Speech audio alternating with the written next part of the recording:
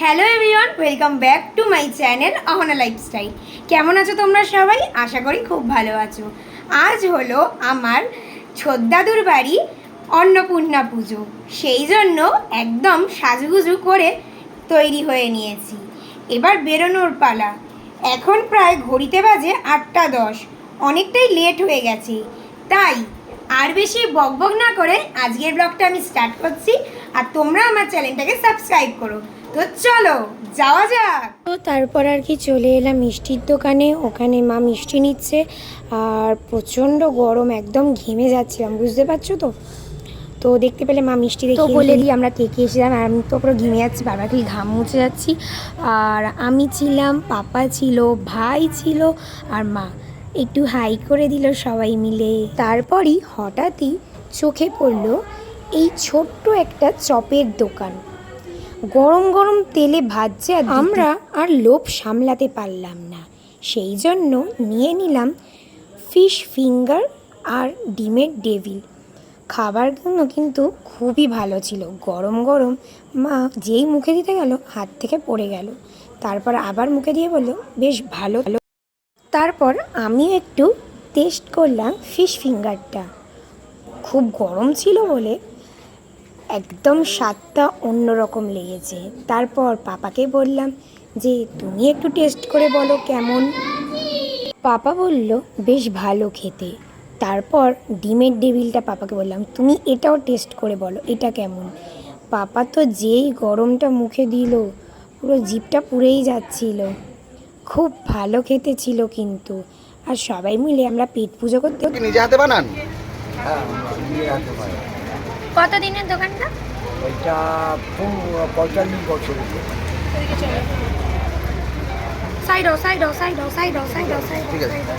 না না, কিছু হবে না, কিছু হবে না। খুব ভালো লেগেছে, সবাই আসবে এখানে খেতে, খুব ভালো লেগেছে খাবারটা। Thank you.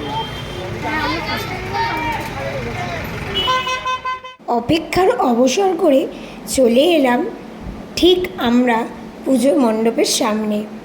দেখতে পাচ্ছ কত সুন্দরভাবে সাজিয়েছে, আর ঠাকুরটার মুখটা পুরো মায়া ভরা, দারুণ লাগছে ঠাকুরটা কিন্তু।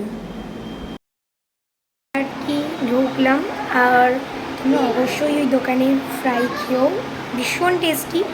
যারা বাটায় থাকো তারা নিউল্যান্ড মোড়ের সামনে একটা মিষ্টির দোকানের পাশে ওই দোকানটা। আর খাবার দাবার, মিষ্টির দোকানের নামটা আমি বলে দেবো। আর সত্যি বলছি খাবার দাবারটা ভীষণ সুন্দর। আর চলে এসেছি, এবার ঠাকুরটা তোমাদের দেখাবো, তারপর ভোগ খাবো, তারপর আর বাড়ি। তো চলো।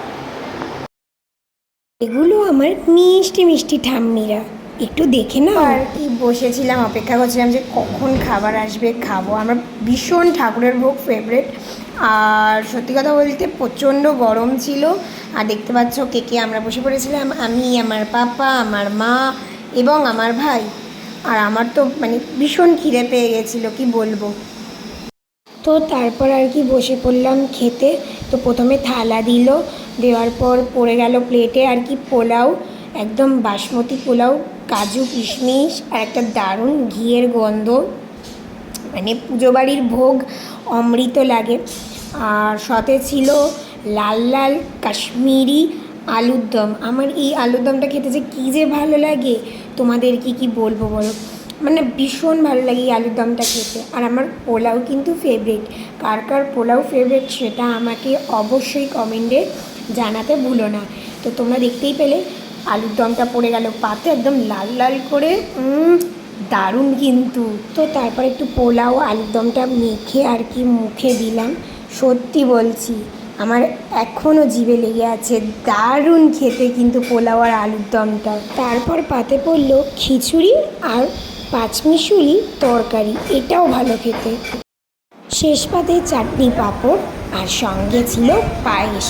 খাবারগুলো দুর্দান্ত। চলে এসেছি আর খাবারগুলো খুব ভালো ছিল। আমার বেশি ভালো লেগেছে পোলাও আর আলুর দমটা। আর যে দোকানটায় আমরা ফিঙ্গারটা আর ডিমের ডেভিলটা খেলাম, ওই দোকানটার নাম হলো সেন কাকিমার দোকান। ওটা বাটার নিউল্যান্ডের ঠিক অপোজিটে। তোমরা প্লিজ একবার খেয়ে এসো, খাবারগুলো সত্যিই খুব ভালো। তো চলো আজকের ব্লগটা আমি এখানেই শেষ করছি।